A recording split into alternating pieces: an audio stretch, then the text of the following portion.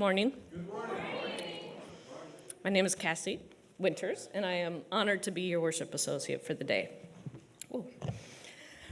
So, friends, as we conclude our month of contemplation about joy, show me by your hand, how many of you feel joyful right now? How many of you have even just glimpsed joy sometime this month? Yeah? Okay, now here's the deeper question. In a world so clearly troubled, why? Why are you joyful? Doesn't a knot of fury tighten within you as the idea of an official registry for autistic individuals? Don't your eyes instinctively scan crowds with a nagging fear of unseen threats? At work, doesn't the theft of personal health data feel like a violation despite our duty to confidentiality? Doesn't a tremor of fear run through you as the vulnerable immigrants and, yes, even American citizens are seized by unaccountable masked figures?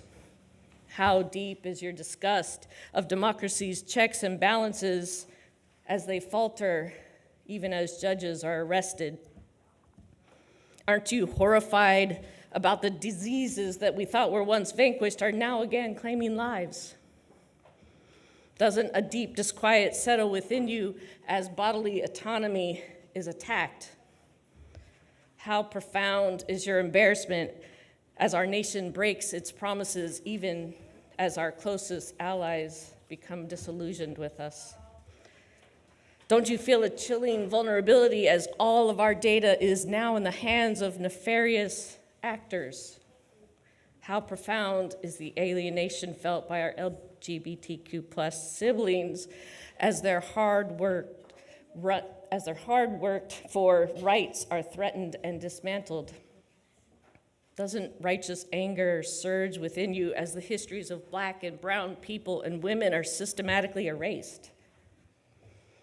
And how palpable is your terror that scientific understanding is undermined and our national parks are commodified? And yet, you feel joy.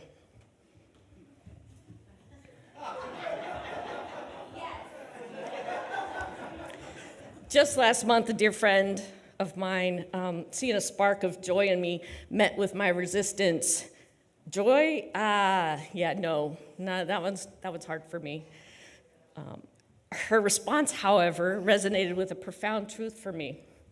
Joy is not an escalation of happiness.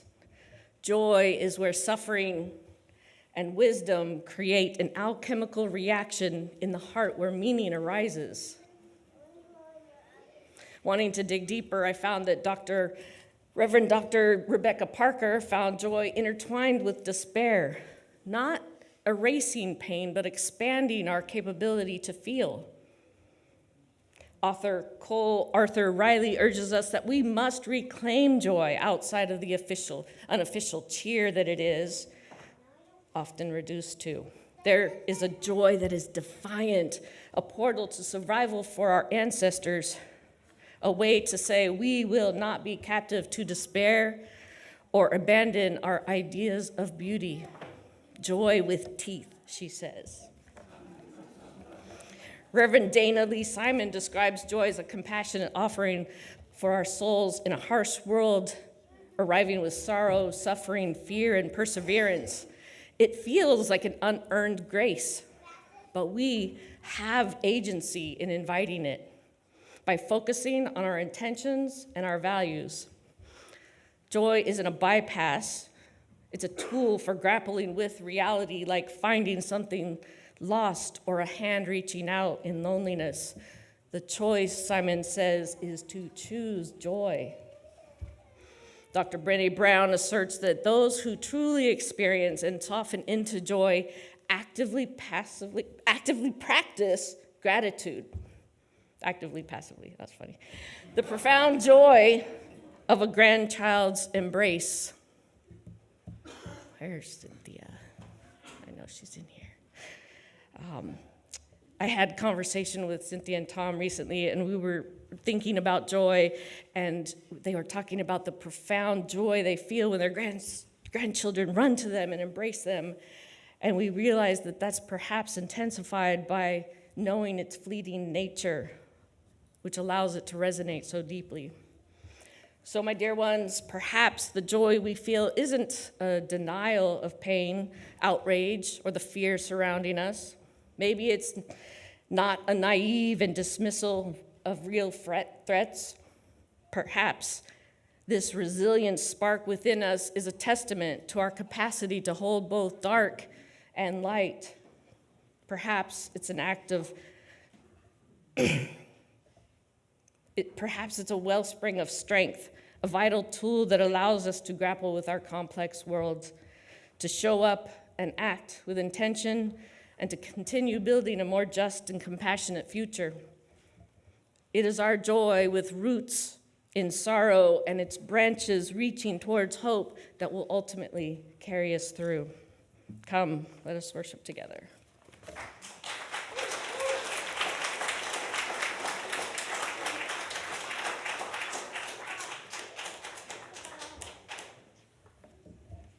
Good morning. I am Kikanza Nuri Robbins, and what I love about Cassie's call to worships is that I don't have to say anything after that. So if you had something else, if you want to go to Tajine and get some coffee, take your morning walk, I'm going to say the same thing. Welcome. We have a lot of visitors here this morning, and we are so happy to see you. And this is the Sunday after Easter, and our visitors showed up. So if this is your first time here, welcome. We're having a pizza party after worship, so please plan to stay for that. We're having a women's gathering with even more food in the courtyard after worship, and we're going to have a wonderful service this morning. So if you have been here all your life, if you have been here since your children were too small to be left alone, if you have just started coming, we welcome you and hope that this will be one of the most powerful hours of your week. Unitarian Universalist Community Congregation of Santa Monica. We are part of the Unitarian Universalist Association, which is a liberal and inclusive religious movement. This is a place for every family that's committed to social justice. This is a place where you can learn about yourself, where you can learn about people who are not like you, and where you can grow together in good times and bad as community.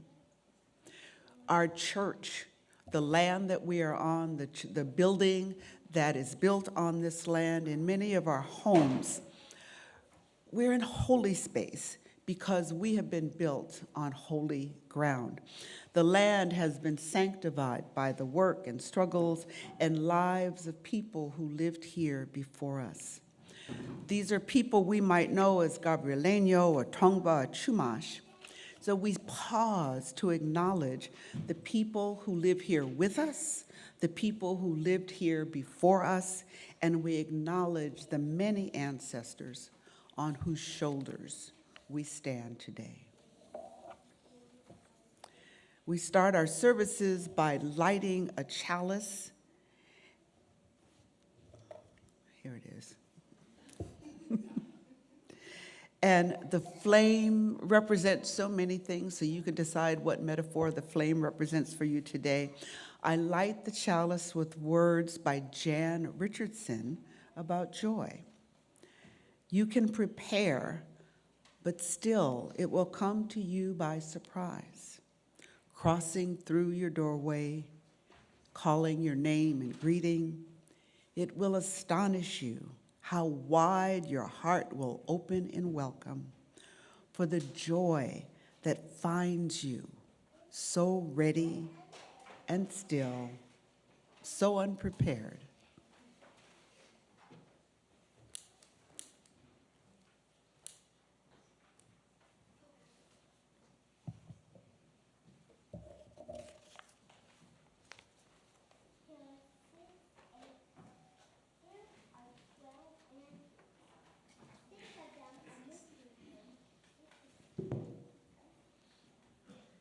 us now rise in body or in spirit and sing our opening hymn. This is 1060 in your teal hymnal as we sing with hope and joy.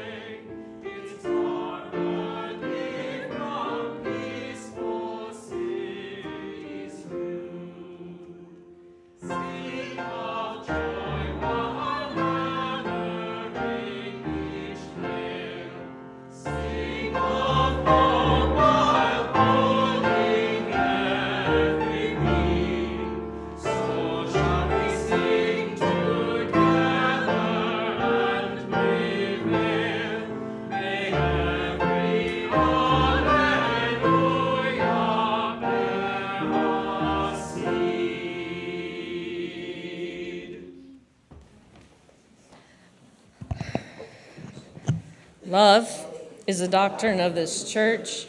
The quest for truth is its sacrament, and service is its prayer.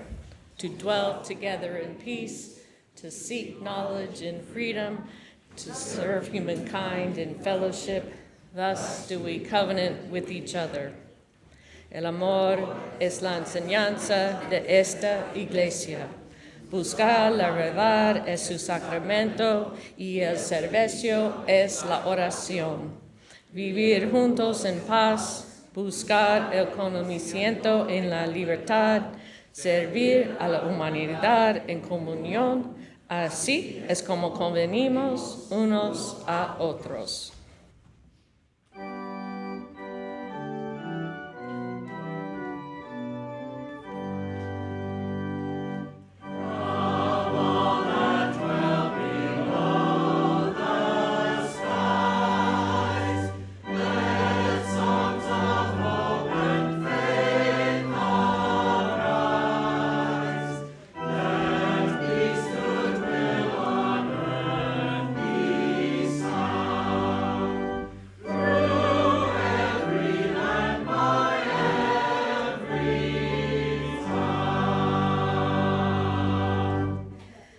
Please have a seat. As it is Stewardship Month, we have our last stewardship testimonial, Jason Buell and all of the niños.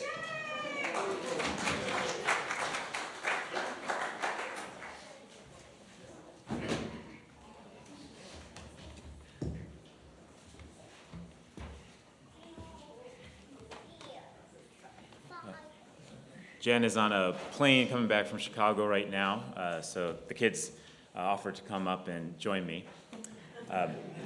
As parents of young children who work full-time, our lives are basically divided between two spaces. That's work and our kids, and for our kids it's kind of the same. Their lives are divided between school or daycare and us. So a few years ago we just started to realize we wanted maybe needed a third space in our lives, a place where we could experience community, a place where all of us could talk about the things that don't come up a lot in school and work, ethics, morals, values, how to live a good life.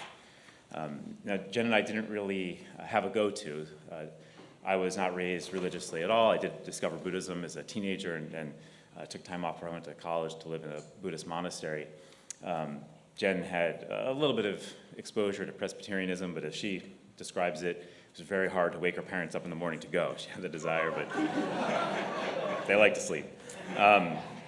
So we thought about what we were really looking for. We wanted to find a place that would provide multi-generational community for our kids, a place that would integrate science. Jen is a scientist, science and spirituality, a place consistent with my lay Buddhist vows.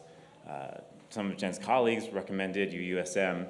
I didn't really know what Unitarian Universalism was. I'd heard of it. I dated a woman many years ago who had grown up in UU Houston, and she described it as, "We believe Jesus was a man." So that was I thought it was something like that, but I looked on the webpage, learned that maybe it was actually something a bit different, something that'd be a better fit for us. So we came, and I remember the first time we came, we were so impressed, first of all, by Norm's hospitality. I talked to him via email, and he greeted us when we came. So impressed by the beautiful space and the history here. So impressed by the thoughtful RE session that Eric had put together and subsequently Cynthia put together. Most of all by the families and really some of the other children we met. Trish had brought her grandchildren that very first time we came, and Kieran was helping Eric with RE. So, we immediately loved it. We did look around to some other places, but really nowhere could compare with what we saw here at UUSM. So we became members shortly thereafter, and it's been a great 2+ years here. We wanted to share some of our favorite memories, and actually the children all have something they want to share. Eloise, I'm going to bring you over here to the microphone, lower this a little bit for you. What's your favorite memory from UUSM? My favorite memory is when Jessica reads stories. She said, my favorite memory is when Jessica reads stories in RE. Jasmine, you want to come up It's a and little share? bit too, I think. Can you speak a little closer to the microphone, though? Okay. Oh, and please chair. Yeah. I'm tired. What's your favorite memory, love? My favorite memory of church is going to Camp Defendable Pines and making tie-dye shirts. Do you want to share? No. Well, He says no. Teddy came up with several favorite memories, including playing ball with Tom and friends outside. And what was the other one that Teddy had? Cans. Oh, yeah, bringing the cans around, collecting cans from the congregation and bringing them up here for the food bank. Jen and I, she can't be here today, as I said, but we talked about our favorite memories, so many, long lists, but some that really stand out. First of all, when we did go to Camp Defendable Pines, and I was solo parenting our 2 bigger kids, and folks like Shauna and Kim really stepped in and, well, allowed me to survive that weekend, and the camp to survive that weekend. For sure, also our post service brunches that Vilma often joins, and others come by and join, and we really appreciate all the support we get from the community. Meditation sessions that Bev and Norm and Larry organize, and one that really stands out for both of us is the Christmas pageant this year that Jessica organized. It was really wonderful to see both of our big kids do their first solos, musical solos. And Sebastian's was quite a surprise. That wasn't planned. He didn't tell us he was going to do it. He just stepped on the microphone and did it. So, as I hope you can hear, UUSM has become a really important part of our lives. We're really grateful for this community. We hope to be part of this community, to help this community grow for many years to come. Thank you.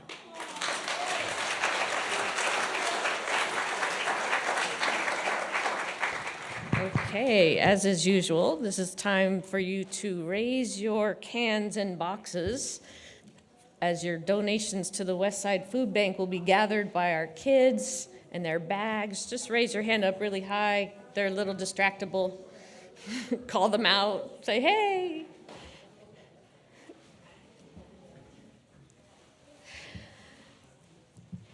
We have been collecting partners with the Westside Food Bank for many years.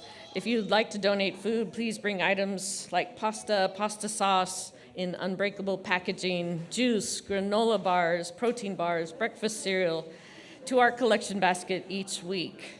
Don't forget the things like coffee, tea, or baking supplies. Our service to the world is embodied right here each Sunday. All people, young people and old people, well, we'll just call you adults, are encouraged to give. I'm going to invite Beth or Darrow to do the time for all ages as soon as we collect all the food. Wow, Zia, you've got like you went to Costco or something. Something like that. They went to Costco? Okay. Oh, good job, Alex. Thank you, Ellie, Sebastian, and Emerson. I feel like romper room. I love that. That's a very good mac and cheese. You got none? Is there any more out there? Nope. You got to rush next time. Yes. Well, come on, stay up here for the story. Come on, stay up here for the story, everybody. And we have Quinn, who likes to always make a tower of cans. All right.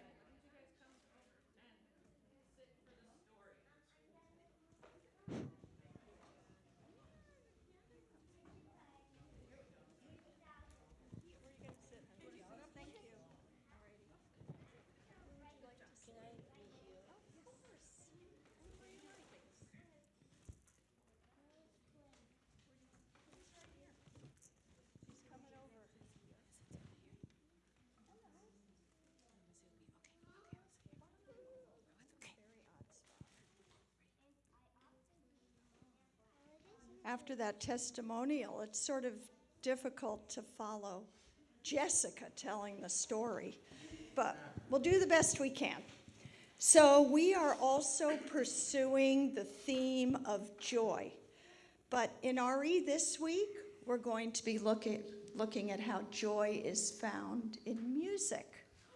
Yay!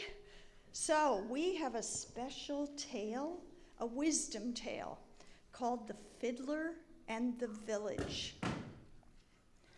Long ago, in a small village, life was hard.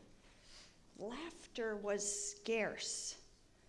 The villagers worked tirelessly in the fields and barely had time to smile, let alone celebrate. One day, a wandering fiddler arrived in the village. He wore a tattered coat, but his face was bright with joy. Slung over his back was an old, well-worn fiddle. Who can tell me what a fiddle looks like? Rex? It is a violin. A violin. Oh.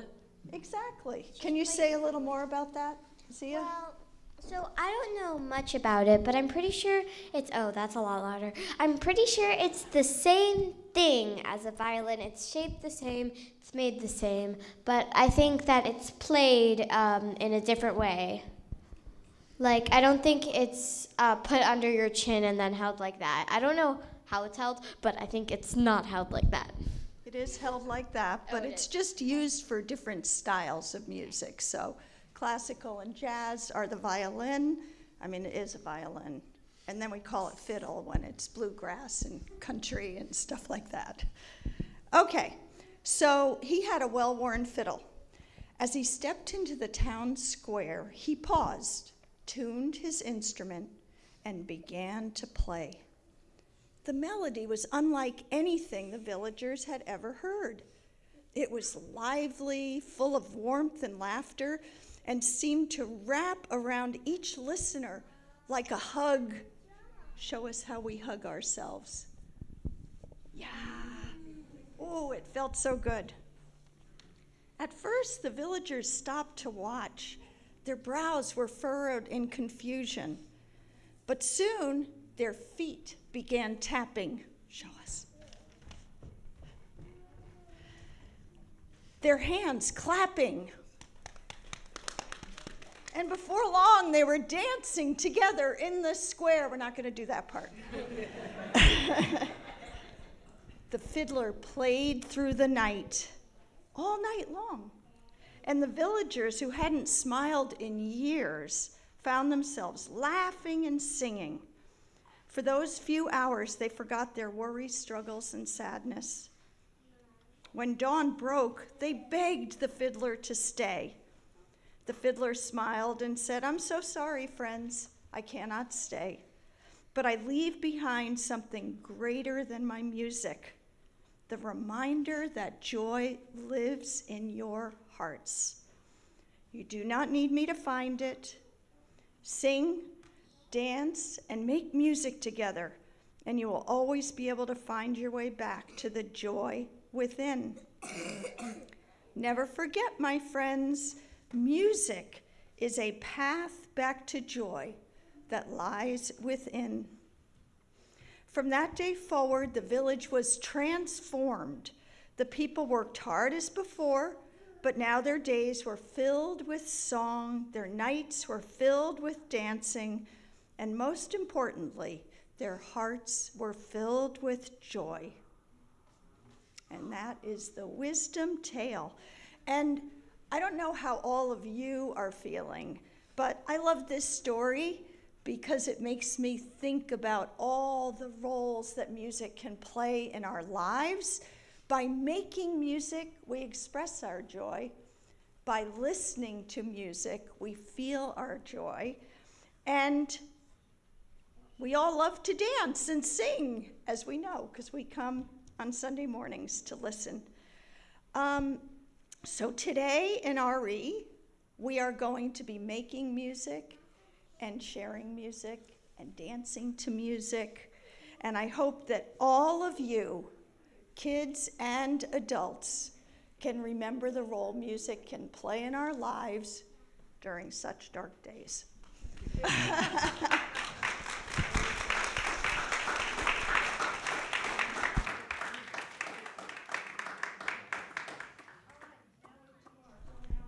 Speaking of music, let us sing our youth off to their RE classes.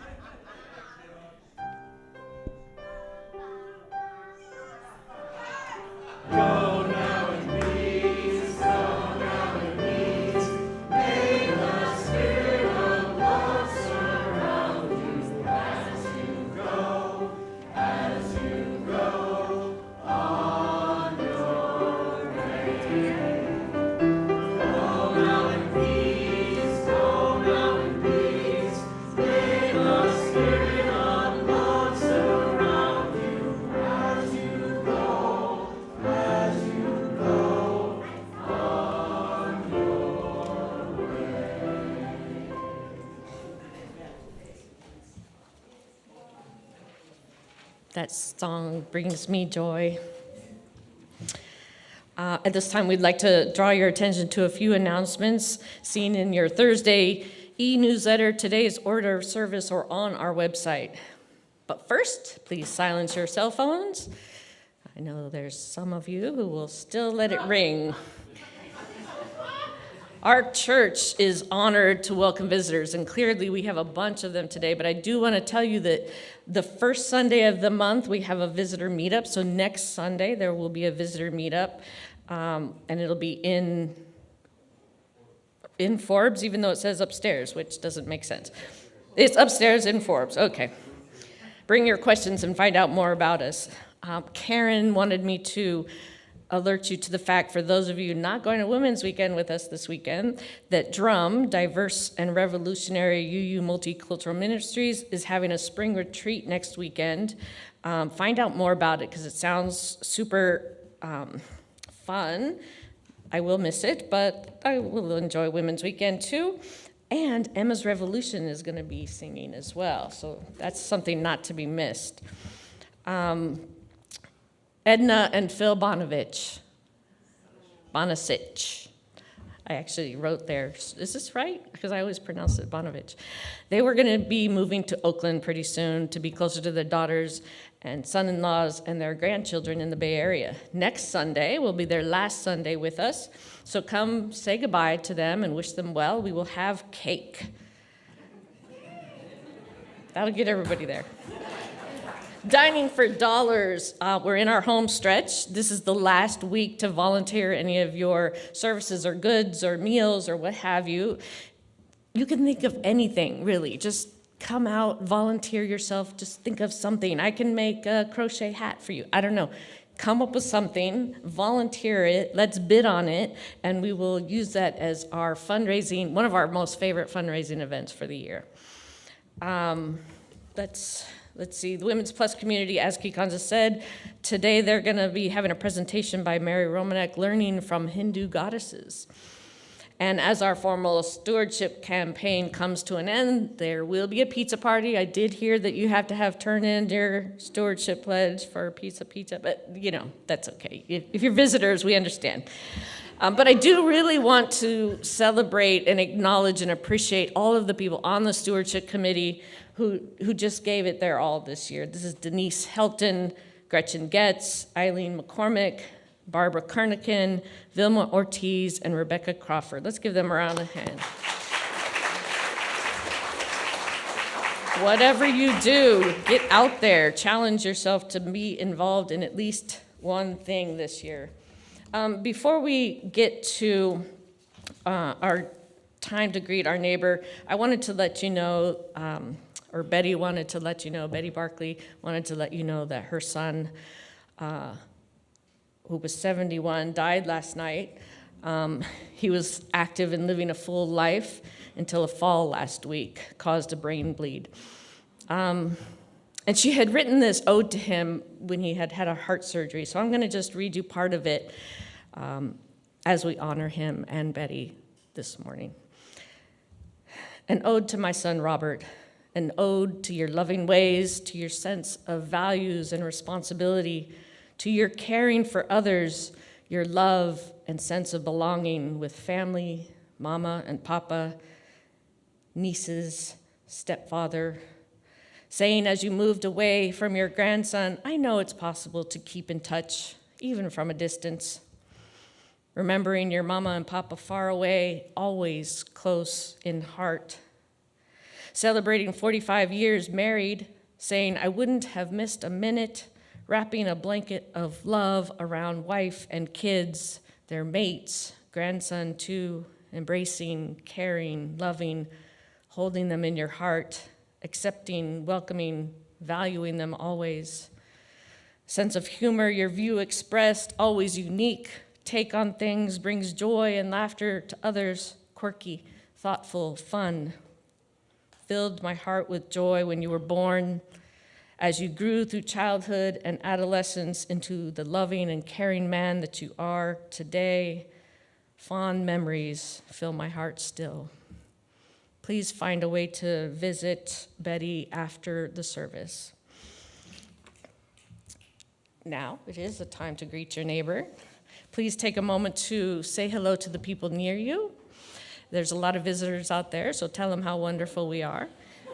Listen for Ryan playing the piano to get you to come back. They're like, never mind. Listen.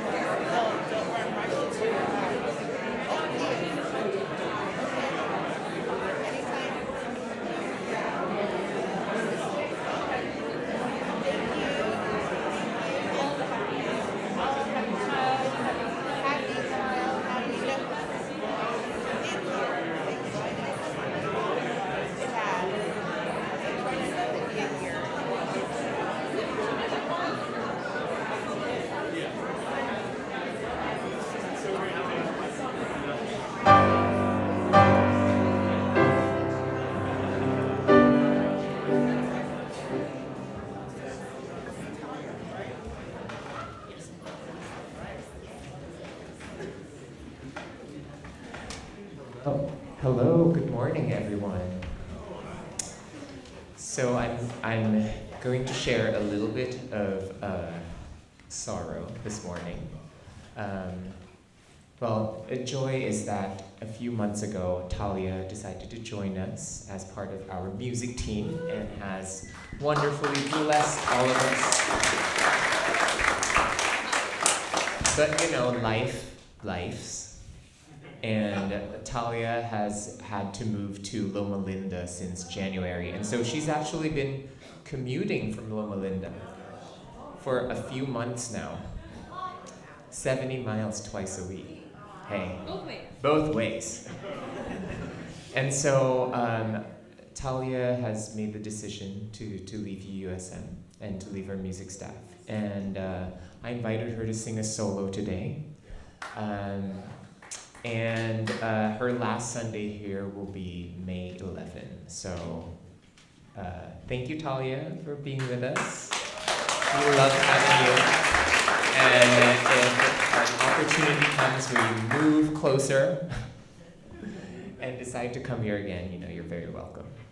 So this is You Can Tell the World, arranged by Margaret Bonds.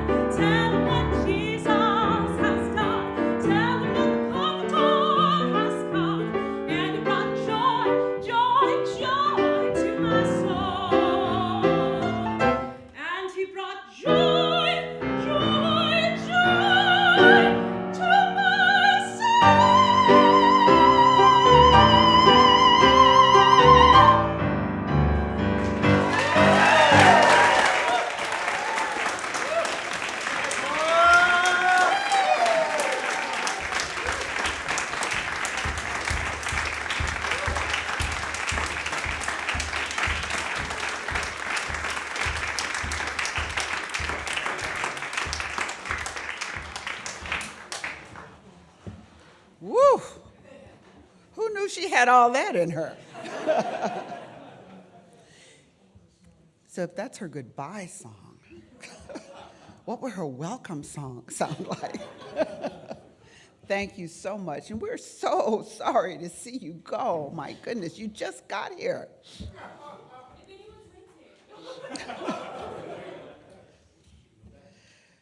Seriously? You need a place? Oh. If anyone's renting, please. You guys have a friend that is trying to get rid of their dog. Well, this world, our life, is filled with joys and sorrows. This morning, we have much to celebrate. We're celebrating the end of a successful stewardship campaign. Make sure you get your forms filled out and turned in. Mine was delivered personally last week. They said, we haven't seen you at the table, Kikanza. So we all must give time, talent, and treasure.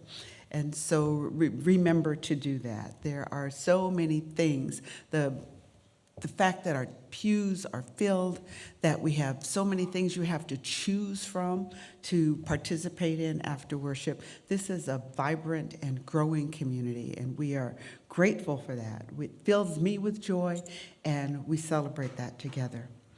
It is also great to come from a community like this because we can gather together to embrace the sorrows of one another. And we have several this week. You heard that Edna and Phil are leaving. They've been here longer than they can remember. And so they're moving to Oakland. It's a big deal to move. It's a big deal to move at this stage of life. And so we offer our blessings and our hopes for a successful and joy-filled transition. And we express our sorrow for their leaving our community. And we know that many of you have and will make a similar decision to move away in your second to the penultimate and ultimate chapters to be closer to family and caregivers. We heard that Betty's son died this week. And so we hold Betty in our hearts, and we hold Betty and her family in the light, and we hope that their memories of Robert offered comfort in this very sorrowful time. Norm and Bev's beloved daughter-in-law, Charlotte Wesley Ritchie, who lives in Seattle, also died this week after a courageous battle with cancer. And so she has been an inspiration to all who loved and knew her, and we pray that her memory is a blessing to her family and all who knew her. And so we hold Norm and Bev and Betty and Edna and Phil in the light, and Talia, and everyone who brings a particular joy, every one of you who holds on to a sorrow, every one of you who has hidden in the recesses of your heart, in the shadows, sorrows and fears and concerns that are too grave to speak aloud. We come together as community. We vibrate on the same frequency. We hold one another in the light as we move into a silent meditation of prayer and mindfulness and love.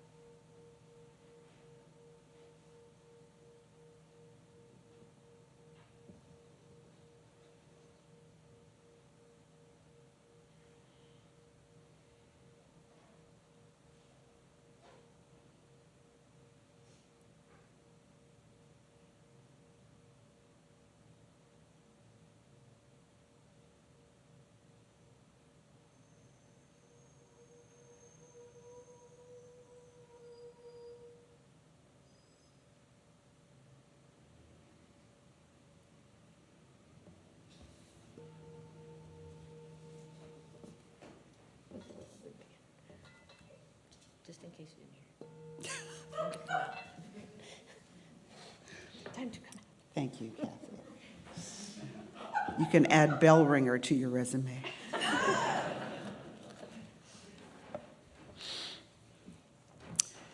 You may have heard some version of the story where a kid is put in a room that's piled high with horse manure, and the adults watch to see how the child is going to react. So they're probably doing some kind of study on unnecessary childhood trauma.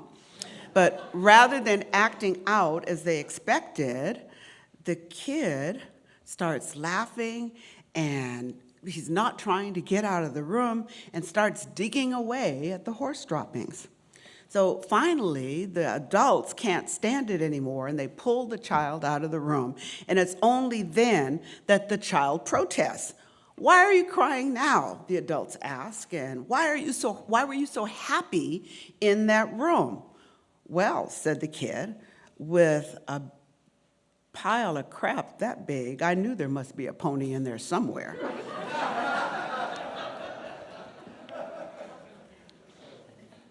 And so your spiritual practice of joy might be called looking for the pony. That kid understands joy. Joy doesn't happen to you. Joy happens because of you. Even in a room full of pony poop, this kid knew how to find his joy. There's joy in the journey. There's joy in the expectation of something good. There's joy in the certainty that there's got to be something good in there for me. I don't have that kind of attitude. Which is why finding joy is a spiritual discipline for me. Spiritual discipline is something that you do that opens your heart and clears a pathway to the divine. Now, people might use the term spiritual discipline or spiritual practice. Either word implies intentionality and conscientiousness and mindfulness. It's something that you do on purpose. And it's a discipline because if you didn't do it on purpose, you probably wouldn't do it. Joy as a spiritual practice means that you have identified the things that invite you out of yourself and out of your self-consciousness to connect to the magic of the mystery, to the energy of the beloved community, to the spaces within and around you where peace resides. Joy as a spiritual practice can be a profound pathway to connection with self, connection with others, connection to the divine, connection to the present moment. Some people do this with very little effort. They are kind-hearted and good. They are filled with love. They see the good in others always and first. They notice what is around them, and they're vigilant about honoring their own boundaries. So you see what I did there? You don't find joy just by being a good person, but by being a conscious person who understands what they need to do good and be good in the world. Some people are determined just to be happy, and they search the world for things and people that will make them happy. People who are determined to find joy are like the little boy in the story. He doesn't have to have anything to know that he has what he needs, to know that to get from one moment to another, to be able to laugh through tears. That's what joy does for us. To be able to lift, to be able to give a smile in the midst of want, to be able to be uplifted by small things. Hafiz said that sometimes I forget that I was created for joy. My mind is too busy, my heart is too heavy, but then suddenly I remember I am created for joy.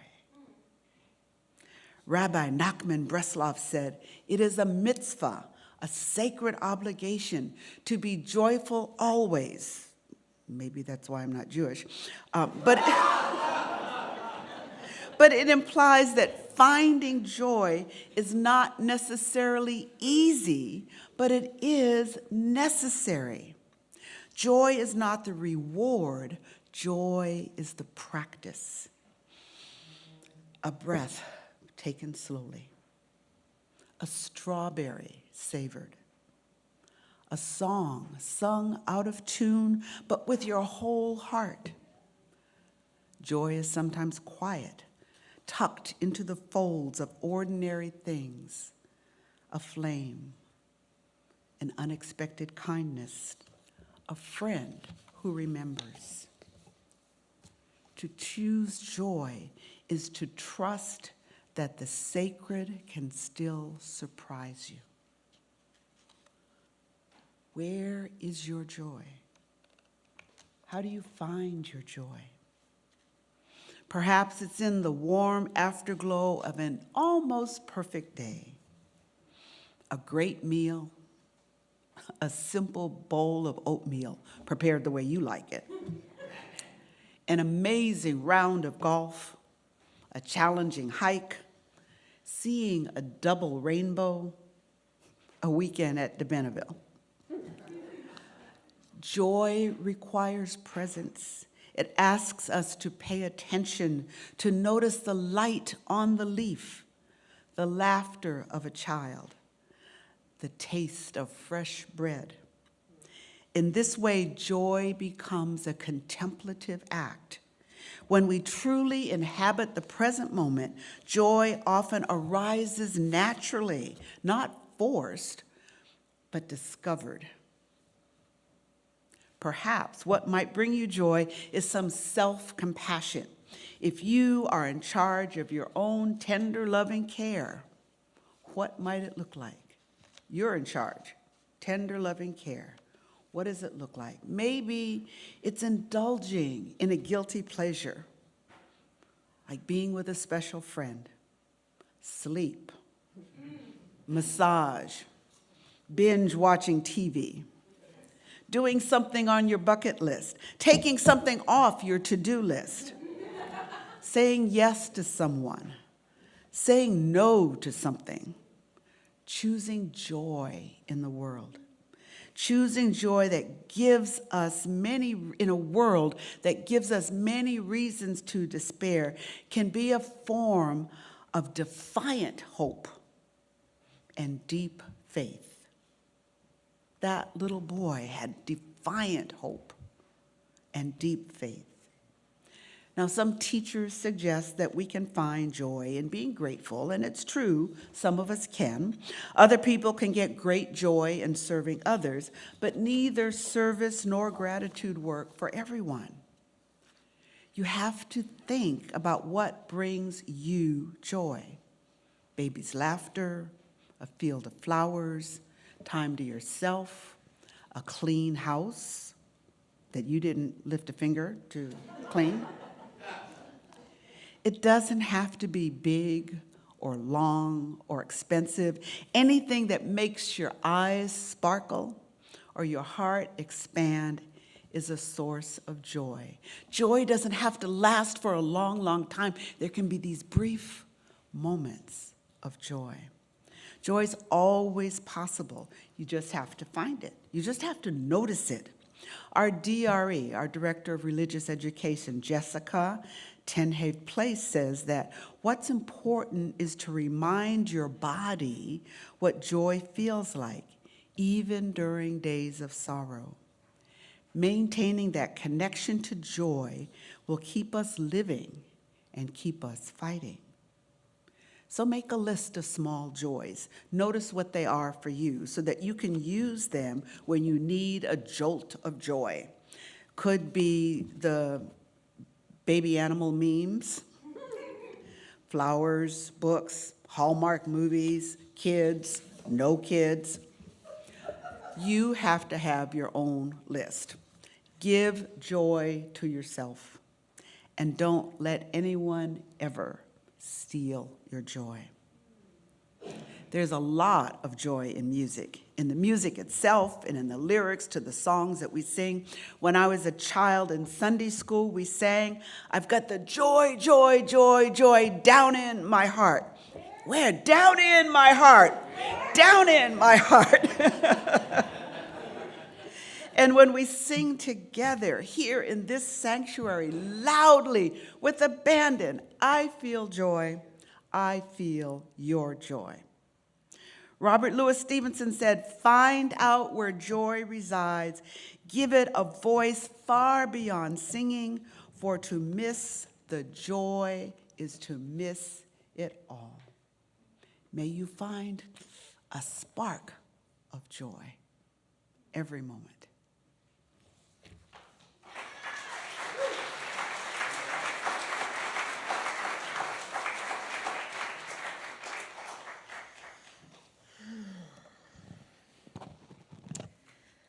So the offertory.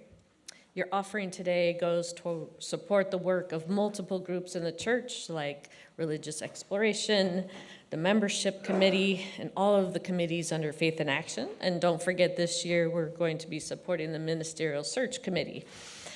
In addition, half of our Sunday offering this month goes to the Rainforest Action Network, a nonprofit organization that fights for people and the planet, taking action against companies and industries driving deforestation and climate change. Honoring the interdependent web of life that we are all a part of on our planet is core to our UU principles, and our organizations, like the Rainforest Action Network, are an important part of that core principle. We invite you to contribute in any way that feels right for you. Ways to give are displayed on the slide behind me. All the ways of receiving support are gratefully accepted.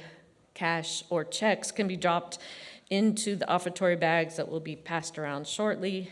Thank you for all that you give monetarily and also through your time and care here at church and beyond in the world. The ushers are invited to come forward. Your offering is gratefully received.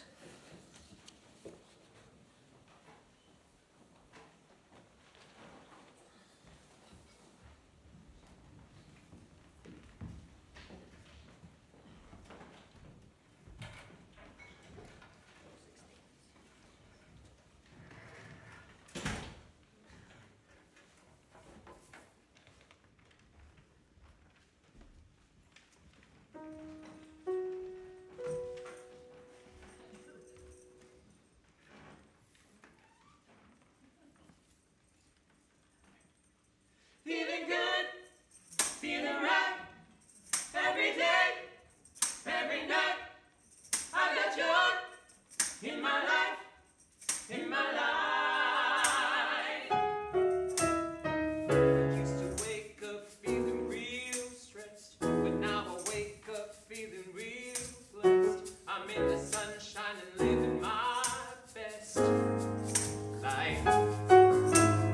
Before a minute I was feeling real rough, until I saw that what I had was enough. I didn't know that I could love it this much, but I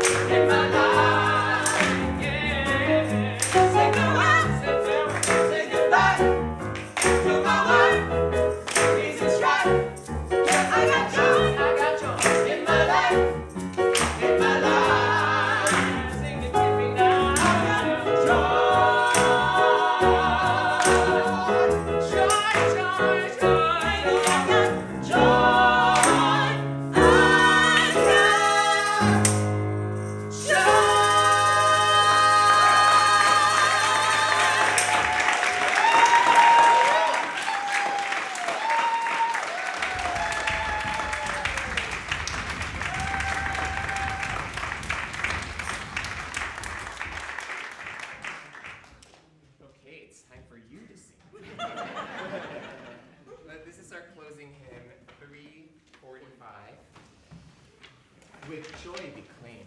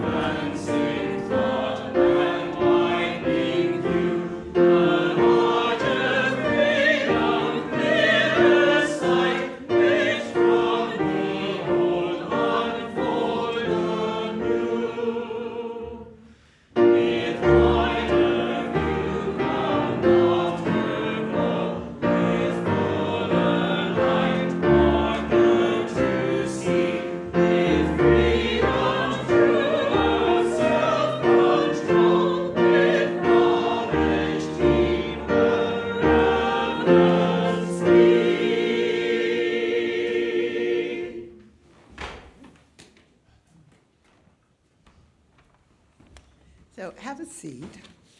I believe in sitting in the movie theater and reading all the credits and scrolling, because I know one of those people.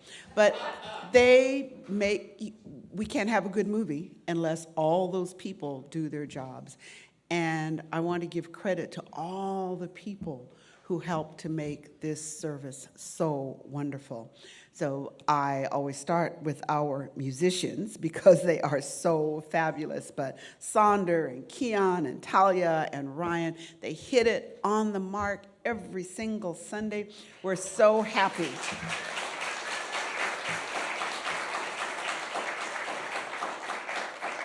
We're happy that you are one of us. And then last Sunday, we heard our choir, which was just out of this world. Really, really good job.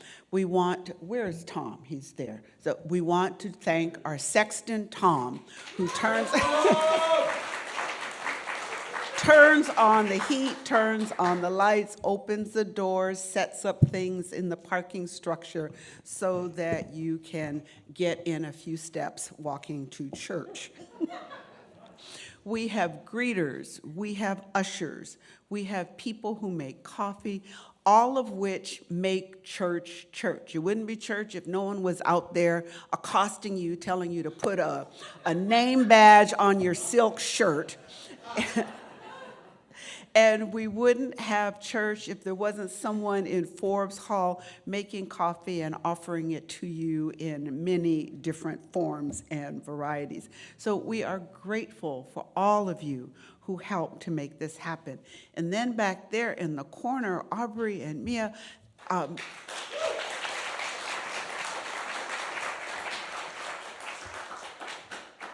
and there are those who are present and invisible. Well, they're not invisible, they're not seen because they're not here. They're present. They're present in what is that word? They're in the ethers. Okay, they're in the ethers.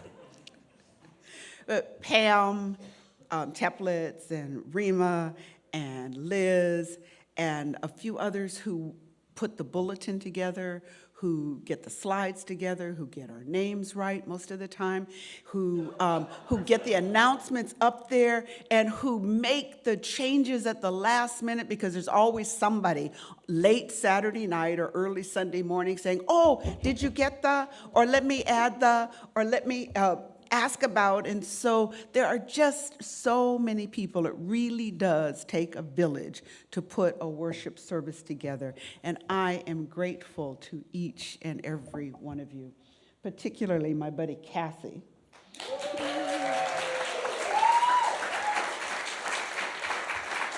If I ever put together a book of sermons, there would be a book of Cliff's Notes, which would be Cassie's calls to worship. And so we thank you for coming. We're not going to keep you much longer, but want you to know that we are so glad that you came. We hope that you do come back. Please stay a little while and have some coffee, have some pizza, turn in your pledge drive card, Oh, join the choir, visit the, is the women's thing in, oh, she's gone. She's setting up under the shade structure, in the shade structure. So Julie said, have pizza as an appetizer, and then come to the women's meeting, and they're talking about, who remembers what they're talking? Hindu goddesses. So sounds interesting to me. Anything else for the good of the order? Well then, go knowing that you go into and from a community that is able to find joy in small ways, in big places, and who uses that joy to fuel the fire that enables us to fight the long fight to win. Go in peace, my friends.